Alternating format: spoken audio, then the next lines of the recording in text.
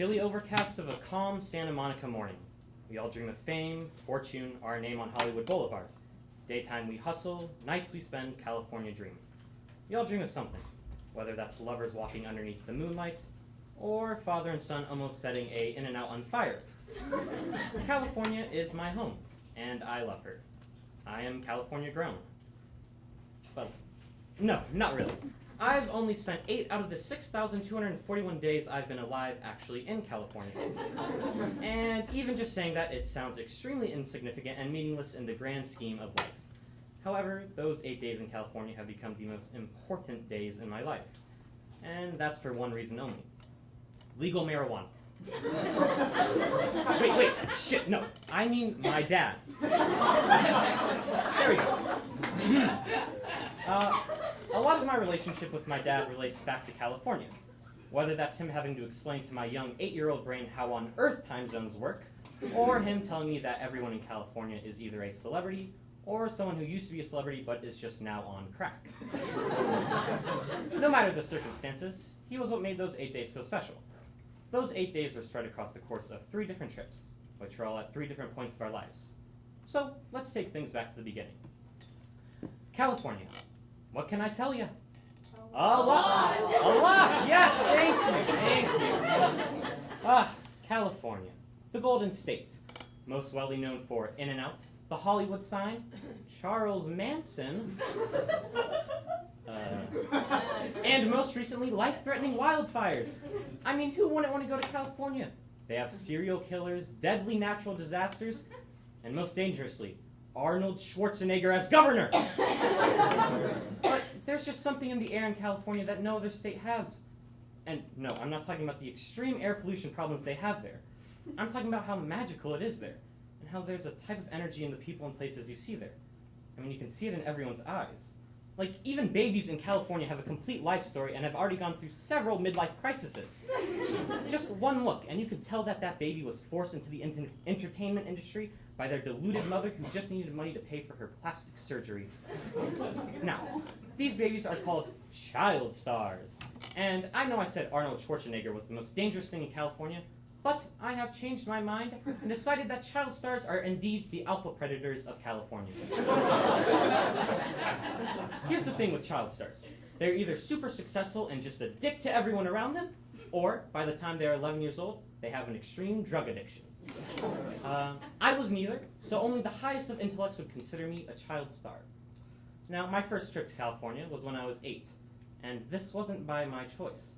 I didn't get kidnapped or anything exciting like that. Well, I guess it was somewhat exciting. I don't mean to brag, I like to stay very humble. But I booked a Universal SAG commercial when I was 8 years old. So my dad and I flew to California together, and might I add, first class bitches! Now, at the age of 8, my common sense skills did not work, because I only brought one item with me on that trip. That was my beautiful, navy blue-haired, versatile, understanding, compactable, travel-sized, curvy wife that I've been madly in love with ever since my dad gave her to me for Christmas. Her name is Toshiba, portable DVD player, 9-inch display, SDP 95S. I would kill anyone for that lovely lady. Now, my mother and sister were never too fond of her, because one night, it was the first time I had introduced them to Toshiba, and it didn't go to plan. We were sitting there having spaghetti and meatballs for dinner, because that was Toshiba's favorite meal, so that we'd be able to do that Lady and the Tramp spaghetti thing. Then, while we were in the midst of sucking on the same string of spaghetti, my sister blurted out, "Evan, she's not real! You need to move on!" And I looked her dead in the eyes and I said, "Fuck you." She then proceeded to throw a meatball at my beautiful face, which ended up falling on beautiful Toshiba and spilling spaghetti sauce on her play button. So, I stood up, caressed Toshiba's beautiful, voluptuous screen. And since my family's Catholic, we have one of those small crucified baby Jesus things on our wall that are filled with holy water. So, like the smart boy I am, I bathed and cleansed Toshiba in that holy water.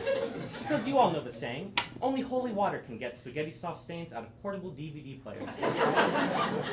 And also since that moment, I have been an atheist ever since, so...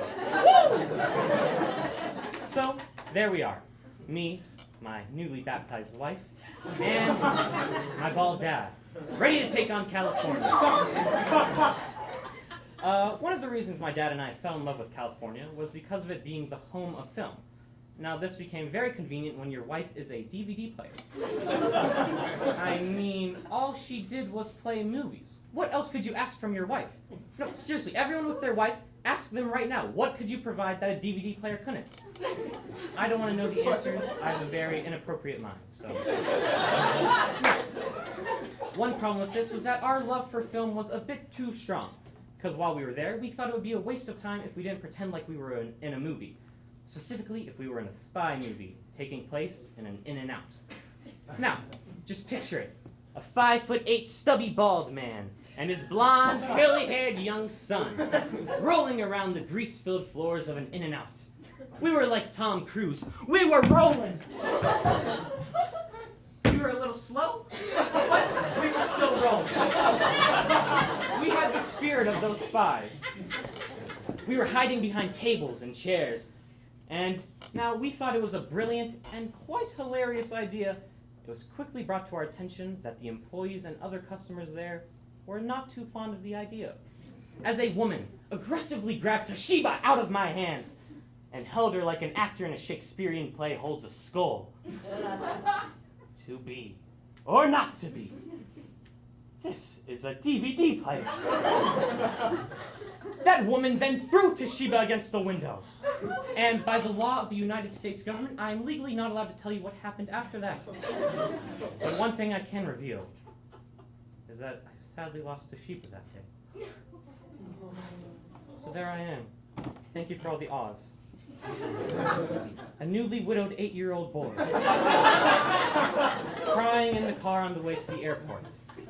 When I received the best compliment I could ever get. We were stopped at a red light, of course, because there are actually no green lights in Los Angeles. When some random man asked me to roll down my window, so like the smart, sophisticated, well-educated boy I am, I rolled down my window. And before I get to this next part, I want you all to observe me. I know we have spent probably a couple 6 minutes, but just take me in a little bit.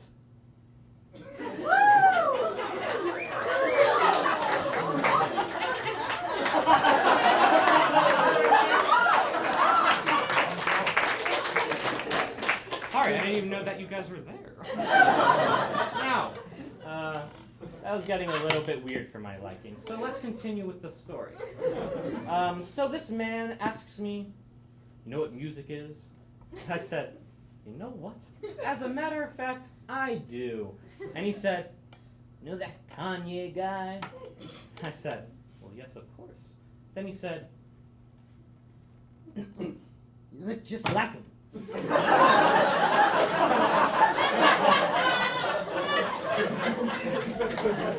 Are you two related in any way?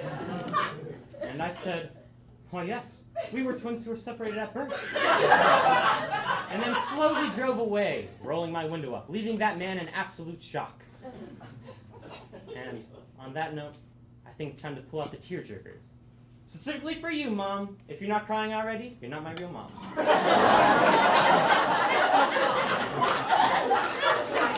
And Dad, I would expect you to cry too, but I don't think in the 17 years of me living you have ever cried, so I'll let it slide. Now, I've noticed that there are a couple of parallels between my relationship with my father and California. That even though they are thousands of miles away and not always with me, my love for them will never fade away.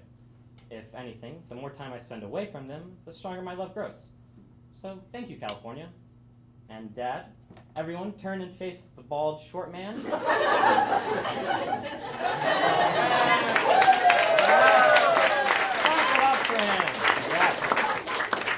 Not gonna lie, I'm completely and utterly surprised that you actually showed up. So thank you. And I love you, Dad.